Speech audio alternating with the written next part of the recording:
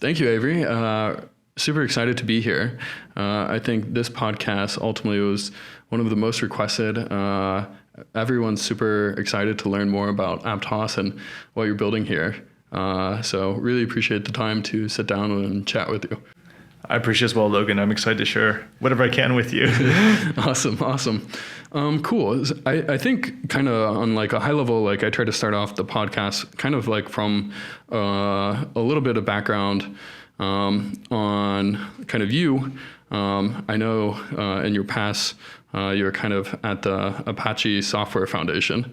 Could you kind of talk a little bit about like your work there and kind of like the open source nature of it, and then maybe what kind of intrigued you on like the blockchain space? Sure. So yeah, I guess I've been working open source for a long time. My PhD work was in high performance computing. I worked on a couple pieces of open source software, MPI, the MPitch implementation at Argonne, which included MPIO, as well as a file system called the Parallel Virtual File System, which is also open source in the past. And when I was at Yahoo, I worked on a project called Apache Giraffe, which I kind of co-founded. And during that time, I was leading that project and eventually became VP of the project, and as well as that, becoming a member over time from this Apache Software Foundation. So, and during my time in data infrastructure at Facebook, I continued to work in the open source space with Corona, with Spark, with Hive, and a whole bunch of other open source projects. And I think that's just been something that I've always enjoyed doing. I enjoy working with others in the community. I enjoy the ability to put out code there and see what people think about it. And I think a blockchain makes perfect sense for this to, of course, be a part of that journey. Definitely. That's awesome. No, definitely appreciate all the contributions to the open source community. So maybe kind of jumping off that, what kind of intrigued you about the blockchain space? And then we can kind of like dive down into like what more you're building here at Aptos. Absolutely. So having worked in infrastructure for a long time, and my background is, again, in high performance computing, data infrastructure, it's always been about scale, about performance, about reliability, and deploying systems that work to serve like huge amounts of products at places like Meta. And when it came to blockchain, I think the interesting thing about it was the ability to change society through technology. That was really intriguing to me. It's not just about making it faster, better, and more performant, and cost less money, of course, over time. But the ability to impact society for the better is just something that is a really unique opportunity within tech. Yeah, definitely. No, I've kind of had a funny journey as well into the crypto industry, but I think the biggest thing that I've kind of been saddened by today is just the lack of users in the space. And I really, really do appreciate what you are building and kind of what the ecosystem is now kind of heading towards is like trying to try different versions of like actually bringing blockchains to the mainstream. So on that, I would love to kind of learn kind of more about Aptos on a high level, and maybe a little bit to kind of back up on that.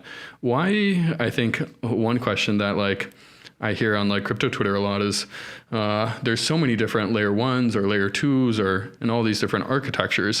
Why do you feel like Aptos is needed today, and maybe some of these other different design or architecture choices will not be able to kind of onboard like the hundreds of millions of billions that we ultimately want to get to?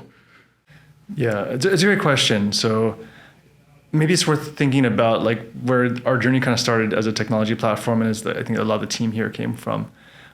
We were working on a project within Meta, Facebook at the time, to understand how blockchain can be useful for the many billions of people that are coming to Facebook on a daily basis, and looking at some of the user challenges in that space. And I think what we found was, generally it's about user experience, and you kind of break them in two different sections. One is the things like, how do you interact with wallets? What is your thoughts around kind of key recovery and key safety? How do you make sure you're not signing transactions that are going to do bad things to your account, essentially? So there's that side of things. Then there's the system side of things, which is like how much it's going to cost because you can support high transactions or not.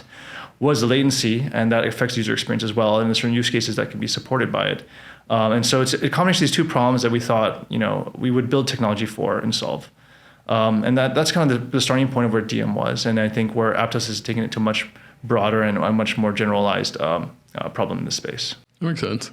So like holistically, I try to like always like approach like this from, I used to be at Tesla, and to kind of taking the Tesla like first principle type approach to like blockchains and these ecosystems. From like that first principles kind of standpoint, what do you feel are like the biggest bottlenecks of blockchains today that hinder performance? Yeah. The hinder performance specifically. Okay. Or like why yeah, I would guess like more like general performance or like better like user experience, like all the things that like we ultimately want to get to with like hundreds of millions of users. Absolutely. So today, I think, a lot of people are reluctant to jump into the space and use it because of the fraud and the hype and stuff that's been associated with it.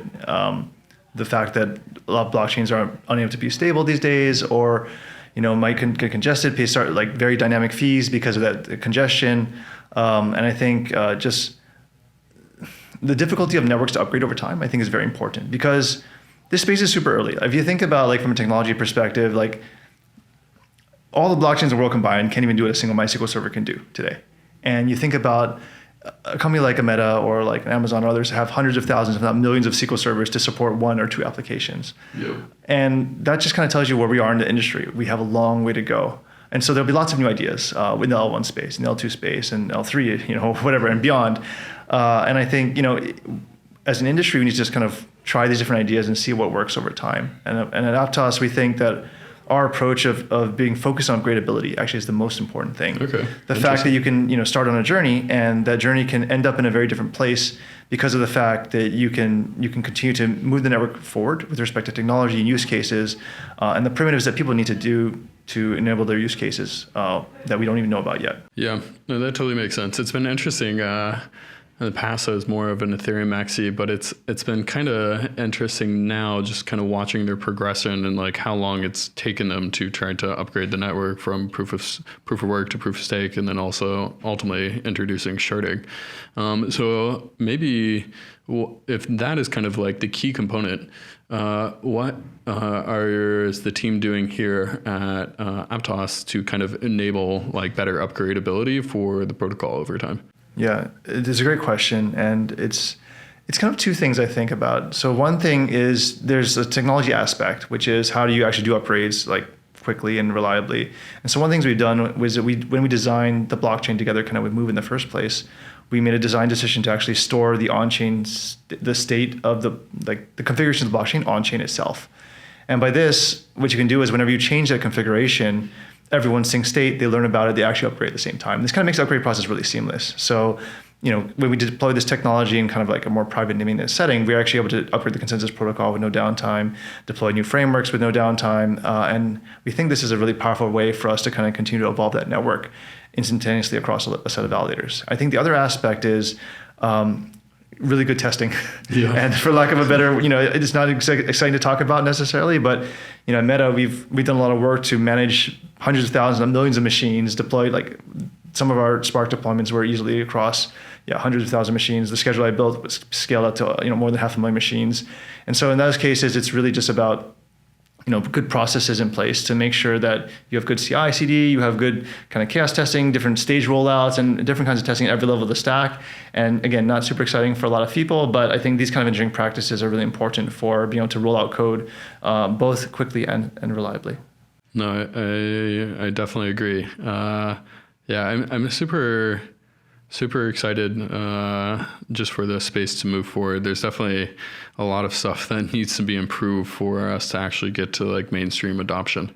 I'm glad you guys are spearheading that. So maybe to kind of jump into Aptos tech specifically, maybe you could just start off with like, what is Aptos, why are you building it, and kind of a general overview, and then we can go into like some of the more technology like specific features of it. Absolutely. So going back again to our journey of how we kind of came with the base core pieces of technology 3+ years ago, we had a lot of discussions with our team at Meta about like what it would take to build a reliable smart contracts platform that would scale to billions of people.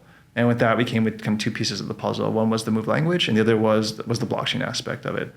And these were kind of co-designed to work in tandem and to work in harmony. the upgrade process, I think, is a good description of how we leverage those two components together to make that process seamless. The blockchain itself, though, has evolved a ton. And I think at Aptos, we've taken it a pretty big departure from its original design. I think we've learned a lot from the previous iterations. And also, I think we have some new ideas, which we're really excited about. So we think about transaction processing as something that we want to fully utilize the resources of the machine. I think, again, my background in high-performance computing is like, let's make sure we're maximizing every single possible resource, even if it means shipping off computation to network cards or doing RDMA access on network cards. I mean, like there are things that we would do that are, really about fully utilizing all the resources. And I think that same thought process of bringing it to blockchains, I think has not been fully explored. I fully agree. And so what we try to do is take a pipeline approach. I mean, just like your CPU, modern day CPU, you think of a kind of this superscalar architecture where you have pipelines and then you have like certain units that can operate in parallel. That's the way we take our approach to transaction processing. So we have a phase for transaction dissemination. We have a phase for ordering of transactions. We have a phase for the parallel execution, then also batch storage, and finally kind of what we call like a ledger certification, essentially. I think this is pretty unique, I think, in the space. It allows us to have each of these stages working in parallel and operating independently, which allows, again, for us to fully utilize resources on a single machine. It also provides us a very unique opportunity to expose different kinds of finality primitives to users, as well as for sharding this in various ways to different kind of machines in the future for scalability. So I think that's something pretty interesting with respect to our approach. With respect to parallel execution, I think that's something that's, a couple of networks have done out there, not too many. And I think our approach is very unique here as well. With Block-STM, other frameworks have done things where they kind of force you to declare your dependencies up front, your read-write dependencies. And it's a reasonable way to actually understand the parallelism of the transaction with respect to others. Our approach is different. It kind of is leveraging the old database technology to think about optimistically executing transactions where you get to preserve determinism as well as order, but many transactions do not conflict in reality. And in fact, we can extract that inherent parallelism and not have to put those restrictions on the programmer. This does not break atomicity the way that other forms do. And with this now, a programmer can actually do all kinds of complex operations within a transaction, determine winners of auctions or other dynamic information they just don't know about before the computation has been completed, and not have to break, and have kind of all or nothing semantics, essentially. That's awesome. And I'm super excited. I would love to definitely will eventually kind of break down all those. But I totally agree, kind of exploiting the full potential of like modern hardware. I think it's been kind of comical today that most of the virtual machines and execution environments are single threaded, and that they don't use very many resources, and it's just kind of limiting the overall throughput. So super excited that you guys are ultimately going, I think, the route that has to be required to scale. Maybe just touching a little bit more on kind of like the hardware specifically. With that, so obviously you're doing the parallel processing. Could you maybe kind of break down like your execution environment and virtual machine? I think you started to touch upon it, but I think it'd be awesome to go into. Yeah, so we use Move and the Move virtual machine alongside it, and the Move virtual machine is single threaded. So we just kind of execute a whole bunch of virtual machines on a single box to kind of get that parallelism. And the idea here is what we're doing is inherently determining at runtime the dependencies, the read and write dependencies, and looking for conflicts. Whenever we see a conflict, we have to execute those set of transactions that are conflicted. But otherwise, we can just proceed in parallel and then make sure those results are resolved at the end. And I know some blockchains, Ethereum, for example, is doing like global fee markets.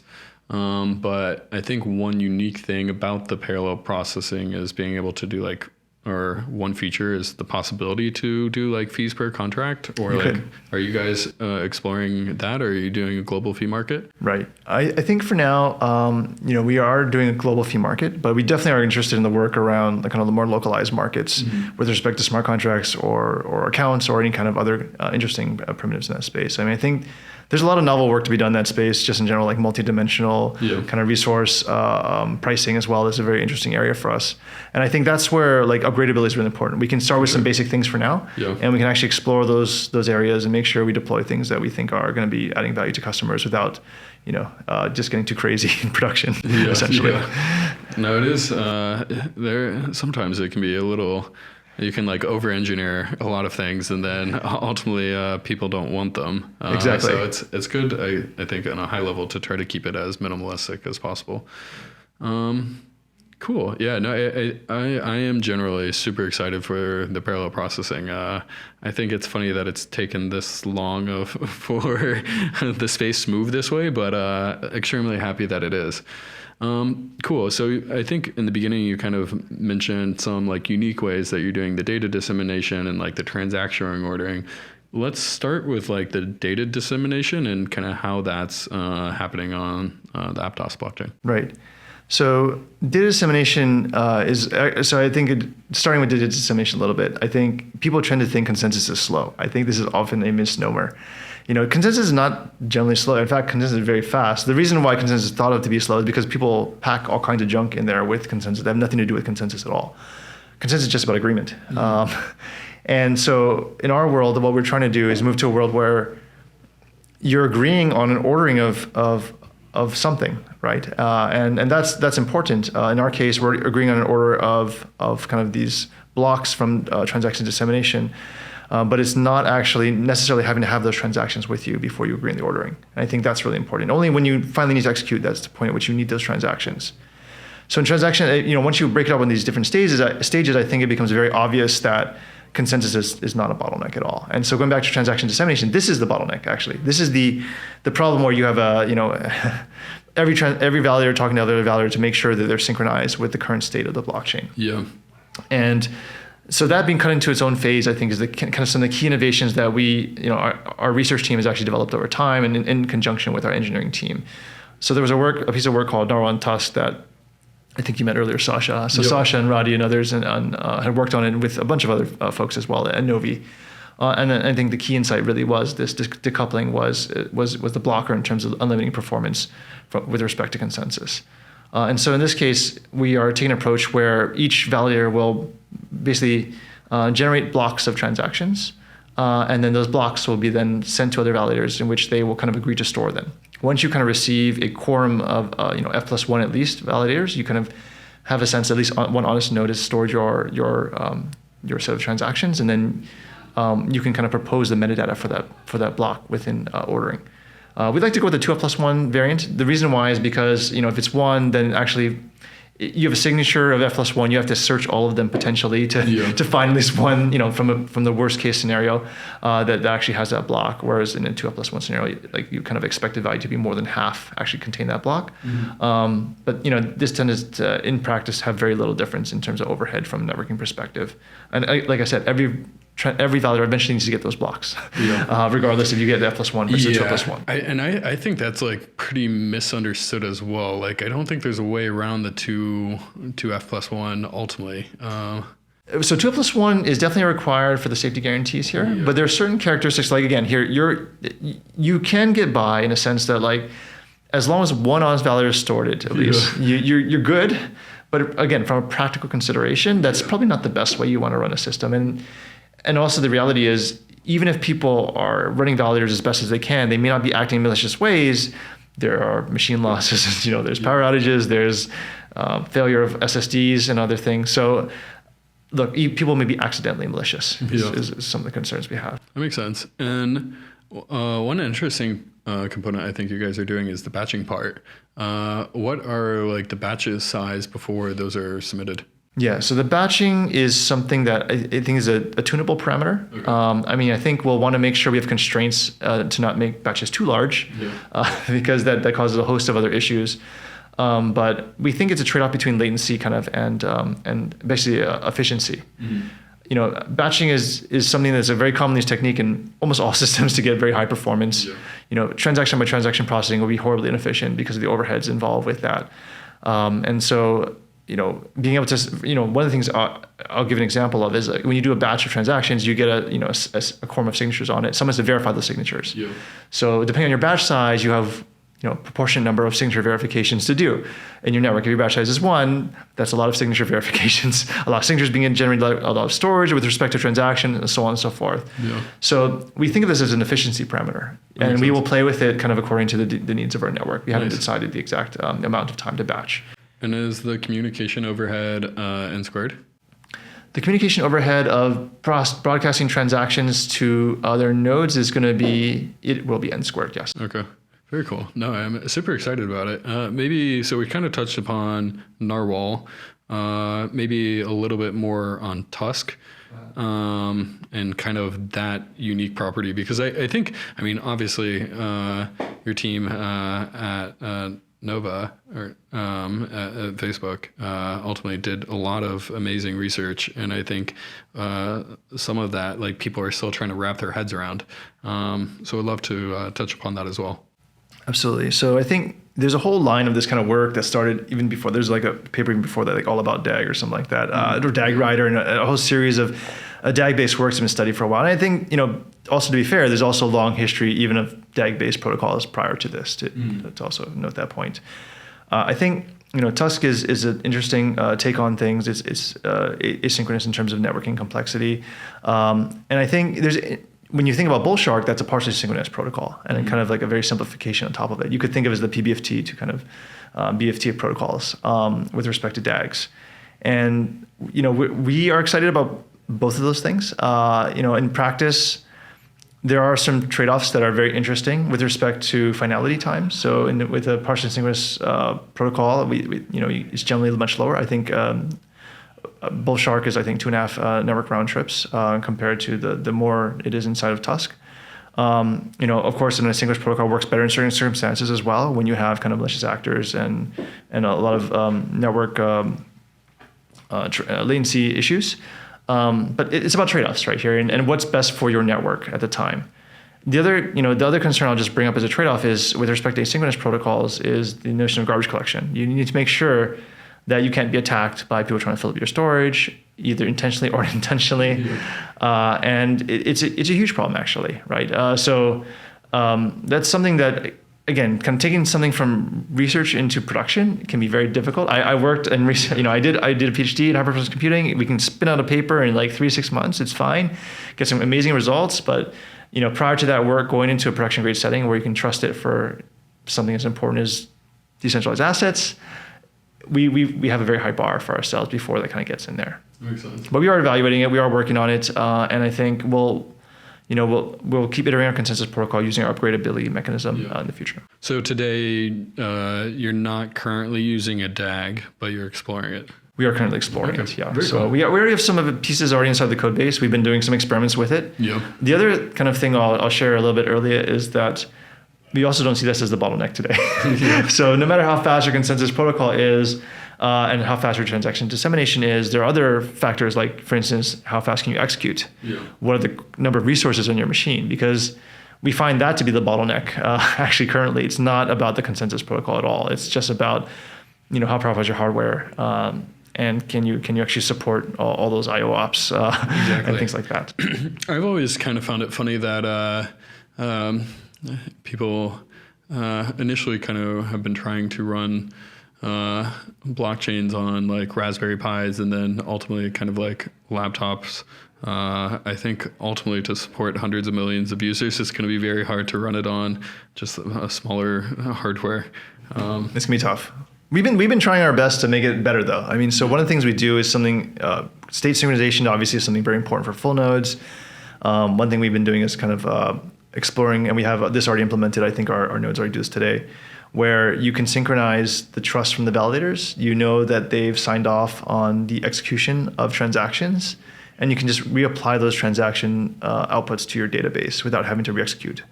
So as long as your IO devices can kind of keep up with it and your network can keep up with it, you can kind of keep pace with the blockchain without having crazy amount of CPU and processing power to support you.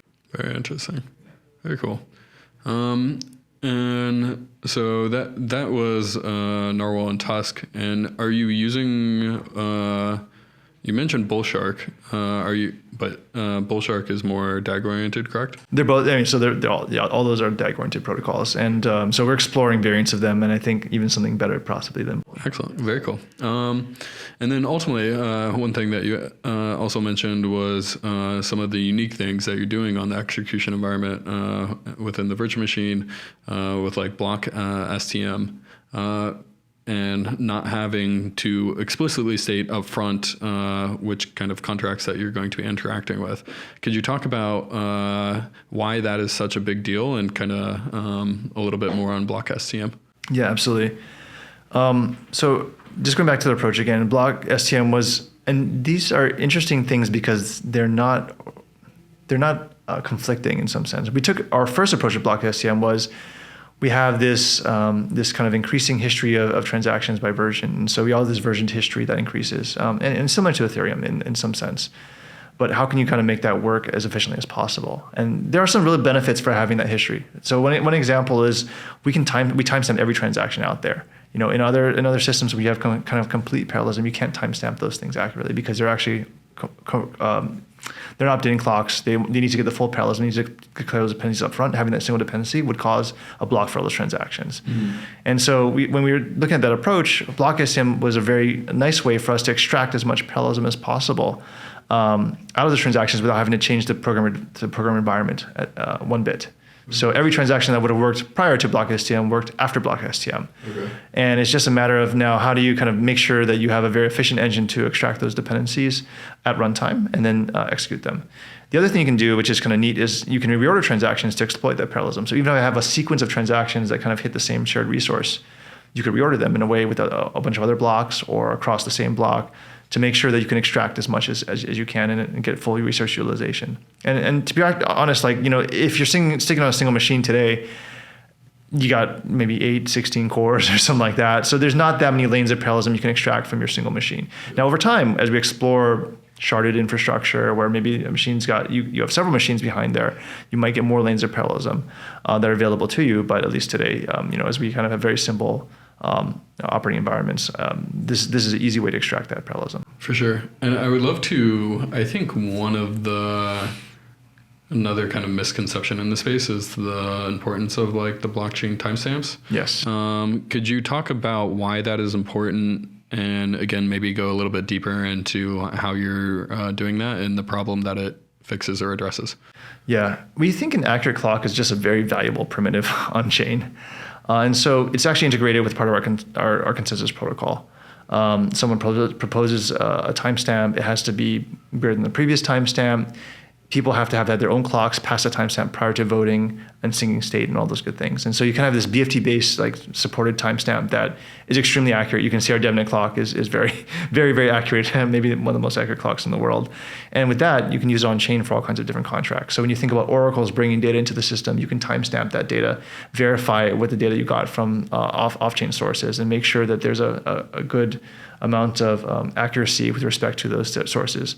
When you think about smart contracts that want to end at certain periods of time based on real-world events, obviously having that accurate clock is a very important thing to support those kind of use cases as well. Yeah, I totally agree. How does the clock, how do you ensure like decentralization within the clock to kind of avoid like a single like source for the point in time? So we kind of call this like a BFT-based clock protocol. It supports, since it's part of consensus, it actually follows the same principles. Like as long as 2+1 nodes are honestly having a good clock, we're good to go. And if not, then well, we don't have the BFT guarantees anymore. That makes sense. Very cool. No, I think that's widely misunderstood. I think so too. Kind of in the industry of like why it is important. Awesome. Also, sorry to interrupt you, but with respect to auditing, especially when you think about auditing transactions in the real world, you know, when people are having legal lawsuits or other things like that, to understand when things happened, that clock provides, you know, something very accurate for them to depend on. Yeah. Yeah. Sorry, just want to put that in there. No, it makes sense. And I think you also touched upon the DMBFT v4 slightly. Okay. maybe going to that? Yeah. I just want to make sure I cover all kind of Yeah, like would the love key to. components that kind of makes the secret sauce. So going back a little bit further on that process, I at the time I was the tech lead for the consensus side of things on the project, and we did a lot of exploration. It was fun. We looked at probabilistic protocols. We looked at BFT based protocols. We looked at different variants of DAG based protocols even at that time, and we ended up with starting off with something called hot stuff, which we thought was a nice improvement upon kind of PBFT and much being simpler for view change. But reasonably, it had a lot of gaps, especially with respect to liveness. Like, how do you implement this kind of active pacemaker problem? And so I think we've started off with one version. We've iterated many times. I think this is the thing I was talking about, where we upgrade the kind of protocol in practice in a private mainnet multiple times. And so kind of on that fourth version of the protocol. Some of the innovations I think that we worked on are pretty cool that I'd love to talk about. One is this idea of leader reputation. I think it works really well for decentralized environments where you have participants which may go down at various times or may have loss of network connection due to some worldwide events. And this allows us to kind of adjust leader rotation, not just based on the staking, but also based on performance on chain. So every validator is kind of watching the votes, the votes that have happened, the proposers that have successfully proposed, and then using that information to bias the proposer towards the nodes that have done really well in the past in the network, and kind of just supporting a decentralized environment really well. The other thing we've done is actually the hot stuff protocol was kind of a 3-step protocol, and we were able to turn it into 2, which improved the latency quite a bit. I think it's one of the fastest, if not the fastest, kind of consensus protocol out there with respect to that latency aspect. Very cool. Yeah, it's interesting just being able to do like all the individual kind of components of the blockchain, and then ultimately being able to make small improvements or in some cases large improvements on each, and combining those and how different the real world performance actually is. Even on like comparable hardware where like versus like a single threaded virtual machine or the performance stacks pretty quickly.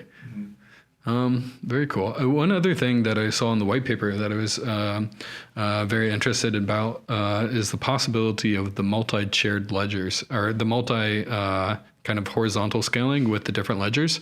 I know it's not once the mainnet goes live, it's not going to be in the first iteration, but I would love to kind of learn kind of the vision for that over time. Right. I think going back to again what we're trying to do, what cloud computing has done for kind of the internet is just incredible, right? Like what AWS and GCP and Azure and even internal clouds within companies like Meta and others, it just enables this massive scalability of applications and kind of the web we know today and all the services that are provided for it. We think that blockchain needs to do the same thing for kind of Web3. And going back to my analogy of a MySQL server, we have a ways to go. And the only way we kind of see that going forward, honestly, is through a combination of sharding techniques. One is going to be the idea of kind of vertical sharding, where we have each validator getting more powerful, turning to cluster machines potentially over time, or just getting better hardware. But that has limits, I think. I don't know how many operators can run a data center in a decentralized fashion, or is it going to just be like 10 people around the world, operating all the data centers for kind of decentralized infrastructure? And if that's something that we want to end up at as an industry, right? And so the only way around that then is kind of the notion of horizontal scalability. And so thinking about this again from an analogy of this MySQL server, sharding MySQL. And so for us, like, we want to explore both directions, and we will do so in parallel, which is kind of how we do all things. But the horizontal solution, I think, is really interesting to think about a world where you have a single language move, which kind of understands the nature of shards. Wallets understand the nature of shards. It's an integrated experience. It's not, we kind of just like call this the homogeneous sharding platform, where, developers have a chance to, and users have a chance to decide how they want to shard their data. It's not up to the system to do it. And based on the use cases, based on their needs, they will find a way to do that, integrate into wallets perfectly, and then having one single language and one kind of infrastructure for kind of controlling it all. Still, and then depending on a single token is the approach we like to take with that. But these are all still very early things, and like I said, we'll rely on upgradeability to kind of bring these innovations forward as time progresses. Upgradeability is a key theme. It was nice. And then I think maybe a last point on like the overall technical architecture, and if I miss anything, we'll definitely come back or can circle on that.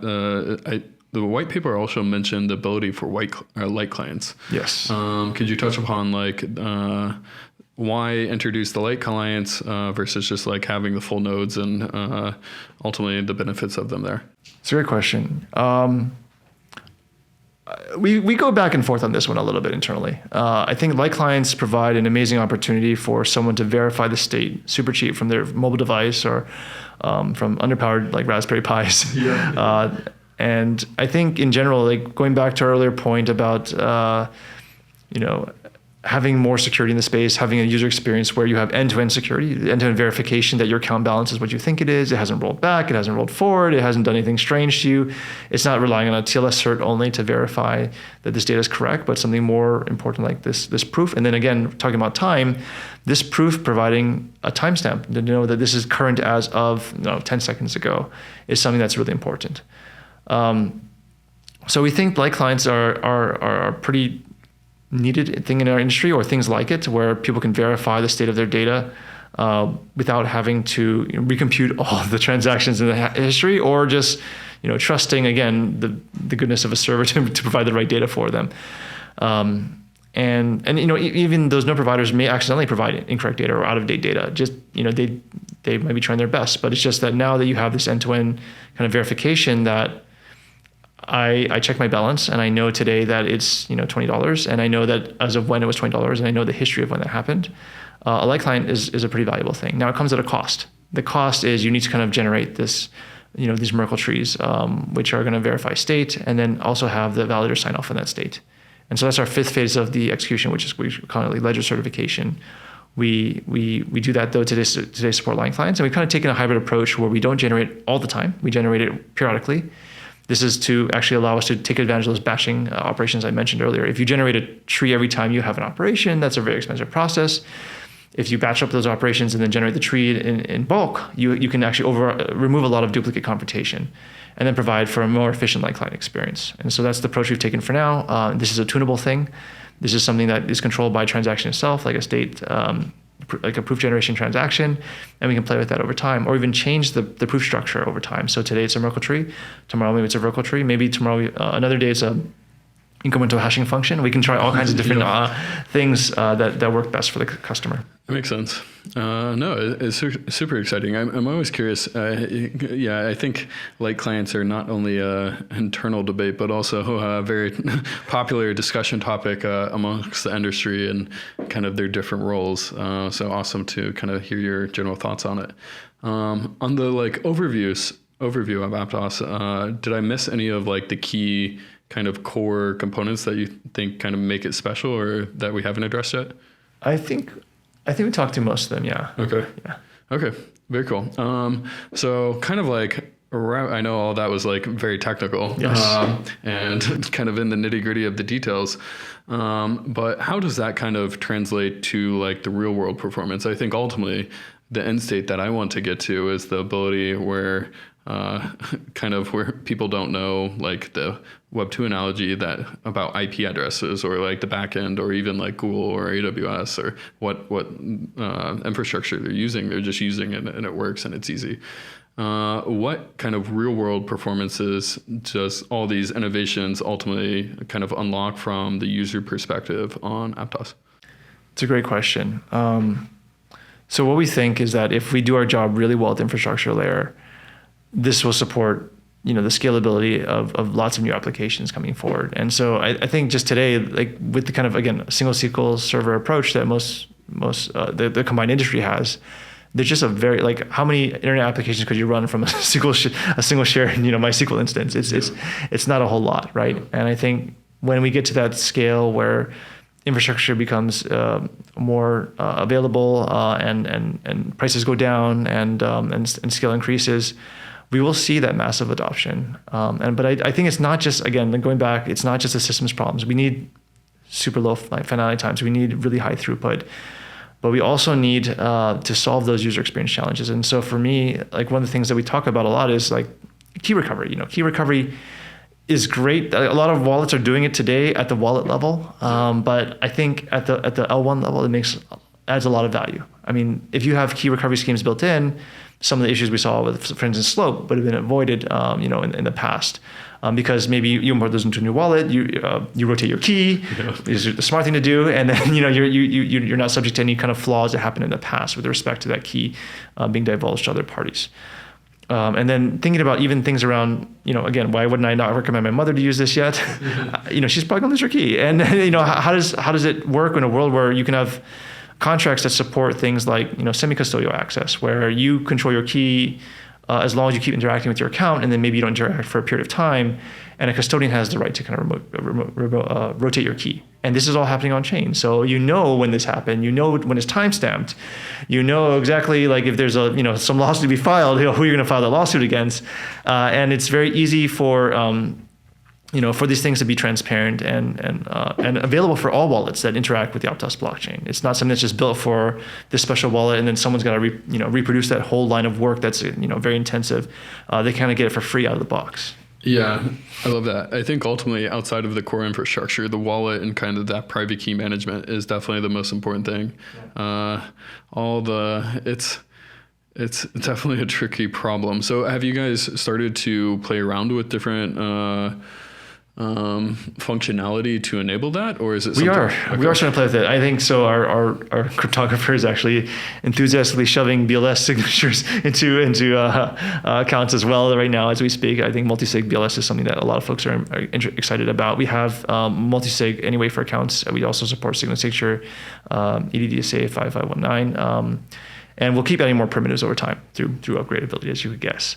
The other aspect I think is, beyond kind of the blockchain, is to kind of add some of the protections. I think like you've seen websites today, like in Chrome, if you go to a maliciously known website, Chrome will warn you that this is a place you probably shouldn't go. I think that same idea where you have wallets that kind of understand, before you sign a transaction, you can do a simulation, and that's something we kind of support out of the box with Aptos and the infrastructure around it.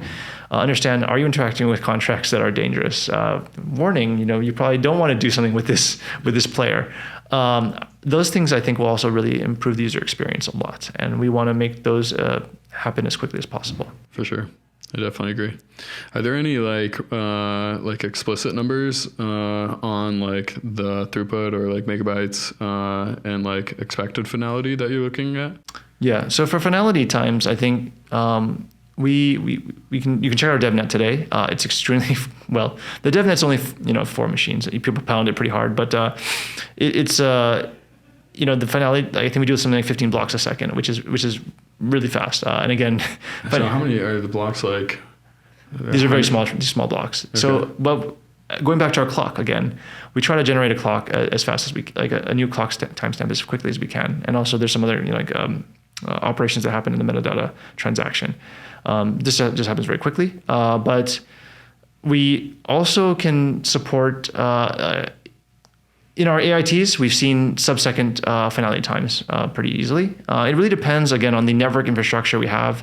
From a hot stuff and kind of Aptos BFT perspective, it just takes 2 round trips before you kind of hit finality.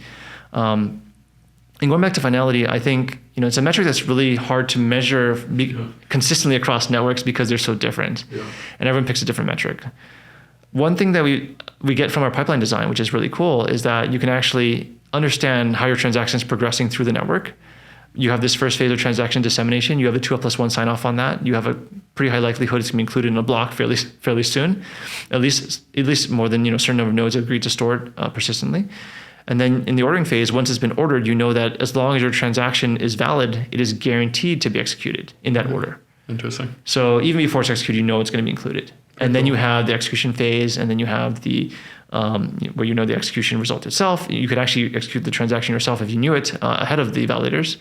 And then you have this batch write, and then you kind of have this ledger certification stage. And so in the certification stage, you kind of have not only the knowledge of the transaction being included, but also what the results are and signed off by the validators. But it really depends. So you can actually think about finality as like a series of finality times, and depending on what you're looking for from a user perspective to get. Makes sense. From a throughput perspective, I think this is an interesting area. Again, from a systems perspective, whether I write 100 bytes in a single operation or I write 100 1-byte operations, they kind of accomplish the same thing. True. And so I really I really get a little concerned when you think about like our benchmarks in the space right now, which is like TPS, right? And TPS, it means so many different, like how can you measure two completely different transactions in two different systems is very difficult. And going back to the parallel execution topic we had earlier, if you have to split your transactions up, you may have a very high TPS number, but you're not measuring the right things if you're just thinking about what's the TPS here. What we think is the right benchmark over time is to understand use cases and to say like, okay, my objective is to mint 1 million NFTs, or my objective is to have oracles bring data into the chain this quickly. And then what is my time to finality for those use cases? Not the number of transactions it took me to do it, but the finality of start to finish. I like that. And I think that hopefully we would love to actually run some of those benchmarks over time across some of the networks and see where we are. But those are the kind of benchmarks we think that are much more indicative of throughput and latency than what we have today. I agree. I do agree. It's it's definitely up there with light clients in terms of difficulty to agree on within the industry. But I do like the way you're approaching it. One thing that you mentioned that kind of caught my eye was how often do you refresh the timestamps? You said you're doing it fairly frequently, and there was 13 blocks in 1 second. Yeah, Are the blocks like sub 100 milliseconds?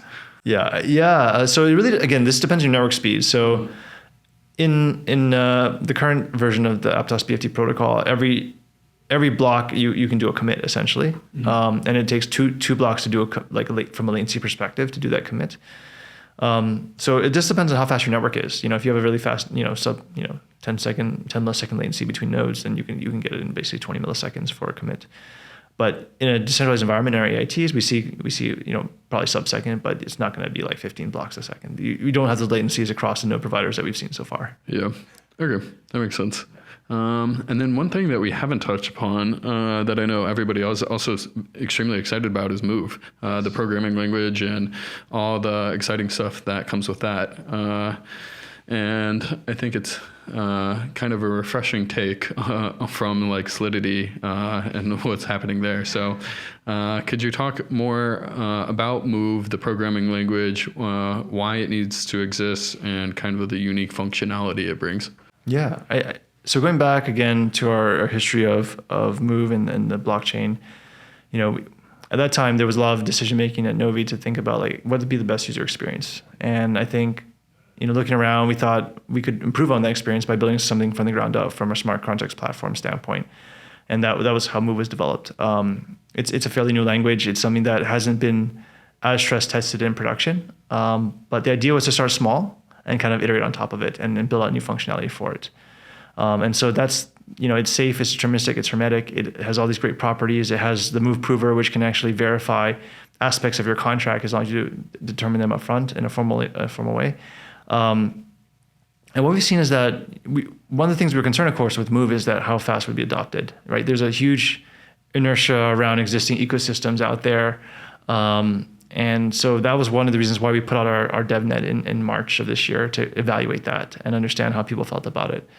We were very pleasantly surprised to see that people loved it. And I was a little shocked, honestly, because we know the tooling is not where we'd like it to be. We know that the language itself is still in its infancy. It's still developing a lot. And like I said, there are a lot of primitives that are missing. There's a lot of things that we would love to add over time. But after we launched our DevNet, we immediately saw some transactions having the network. We saw people writing code, asking questions in our Discord. We saw tens of thousands of nodes connecting to our DevNet, which was really fascinating, interesting.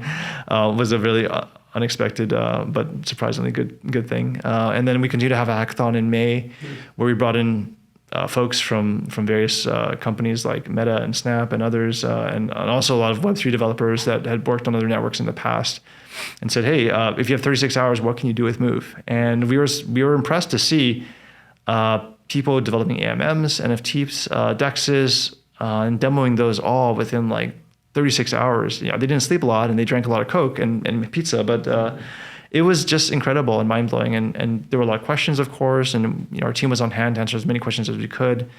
But it was an exciting night, or 36 hours. And at that point, we felt very comfortable that Move was something that people were excited about as a way to safely program smart contract development, even if it had some limitations in terms of expressiveness and doesn't have dynamic dispatch on purpose to make sure it's easy to verify, and some other things. But people seem to really love it. Yeah, no, I've heard good things. A lot of people have said good things about it, and we're excited to kind of see it develop.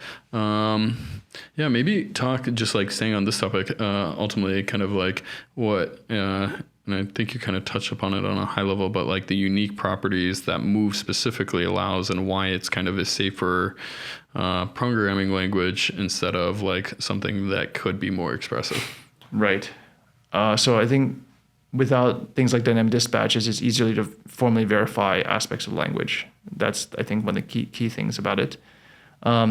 The other thing is it kind of has scarcity built into the language itself. So it understands resources and the constraints around resources. You can put in things like where you can't drop money on the floor, you can't duplicate money. It does not, you don't treat it like an integer. And it's actually got certain semantics you just cannot break about it. I think those kind of things, just generally trying to make sure we have less chances for programmers to shoot themselves in the foot. Yeah. And we think that, when you work on decentralized assets and the safety of those assets, that these new paradigms, while they may be a little bit restraining and constrictive, they provide that safety that is necessary for reaching billions of people. Yeah, no, that totally makes sense. Very cool. I'm excited for everything that you guys are building here and all the unique innovations that you're kind of bringing to the table, and ultimately excited for mainnet. Do you guys have a date yet? I think officially we say autumn. Autumn. Okay. Autumn. Yes. So we're trying to stay a little vague here, but I think we're at the end of our AIT3. Well, AIT3 is ongoing right now. That's our incentivized testnet, our third one. We're stress testing the heck out of everything, and we're excited about the participants that are joining us. And then shortly after that, we expect mainnet to launch. Awesome.